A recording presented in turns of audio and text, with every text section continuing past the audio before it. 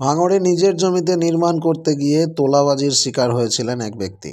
সেই মামলায় নাম জড়িয়েছিল এলাকার প্রভাবশালী এক তৃণমূল নেতার। সরকারি আইনজীবীর অনুরোধে এক প্রভাবশালী তৃণমূল নেতার নাম বাদ দিয়ে দেওয়ার অভিযোগ ওঠে। শুক্রবারে সেই মামলার শুনানি ছিল কলকাতা হাইকোর্টের বিচারপতি রাজাশেখর মান্থার এজলাসে। এদিনের মামলার শুনানিতে ক্ষুব্ধ হয়ে যান বিচারপতি মান্থা, প্রচণ্ড রেগে যান। প্রসঙ্গত, পোলেরহাট থানা এলাকায় নিজের জমিতেই বাড়ি বানাচ্ছিলেন মামলাকারী।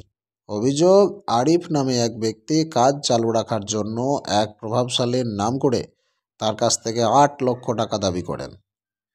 বলেন যে এই টাকা দিলে তবেই কাজ চালু থাকবে, না হলে কাজ বন্ধ করে দেব। কিন্তু সেই টাকা দিতে অস্বীকার করায় প্ল্যান অনুমোদন না করিয়ে নির্মাণ হচ্ছে দাবি করে বেওতা ১ নম্বর পঞ্চায়েত থেকে নোটিশ পাঠিয়ে দেওয়া হয়। তারপর কাজটাই বন্ধ করে দেওয়া হয়। সেই নির্দেশকে চ্যালেঞ্জ করে হাইকোর্টে মামলা করেন ওই জমির মালিক। এদিনের শুনানিতে বিচারপতি রাজাশেখর মান্থার পর্যবেক্ষণ, এই ধরনের তোলাবাজি কখনো মেনে নেওয়া যায় না, যত বড় ক্ষমতাশালী হোক না কেন। এরপর হলে জনস্বার্থের কারণে প্রধান বিচারপতির কাছে ফাইল পাঠিয়ে দেব। ওই এলাকার পঞ্চায়েত প্রধানের বিরুদ্ধে এফআইআর দায়ের করার তিনি নির্দেশ দেন। অভিযুক্ত স্থানীয় পঞ্চায়েত এবং এলাকার প্রভাবশালী ব্যক্তি। পঞ্চায়েত প্রধান আরিফের বিরুদ্ধে এফআইআর করার নির্দেশ দিয়েছে হাইকোর্ট। শুধু তাই নয়, বিচারপতি রাজাশেখর মান্থা এটাও নির্দেশ দিয়েছেন যে আরিফকে যে প্রভাবশালী ৮ লক্ষ টাকা তোলা চাইতে পাঠিয়েছিল, তদন্ত করে তার নামেও এফআইআর করতে হবে। পোলেরহাট থানাকে নির্দেশ দিল কলকাতা হাইকোর্ট যে সেই ব্যক্তিকেও খুঁজে বার করে তার নামে এফআইআর করুন।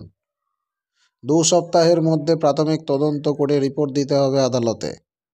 প্রসঙ্গত, ওই প্রভাবশালী যার নির্দেশে আরিফ কাজ করেছিল তার নাম বাদ দিতে অনুরোধ করা হয়। এদিন হাইকোর্ট আরও নির্দেশ দিয়েছে, কলকাতা লেদার কমপ্লেক্স থানা লাগোয়া পোলেরহাট থানা এলাকার ওই জমিতে নির্মাণ যাতে কোনোভাবে ব্যাহত না হয় তা নিশ্চিত করতে হবে পুলিশকেই। আগামী অন্তত ৭ দিন এলাকায় পুলিশ পোস্টিং রাখার নির্দেশ দেওয়া হয়েছে। দর্শক, বিচারপতি রাজাশেখর মান্থার এই ধরনের রায়কে সবাই কুর্নিশ জানাচ্ছেন।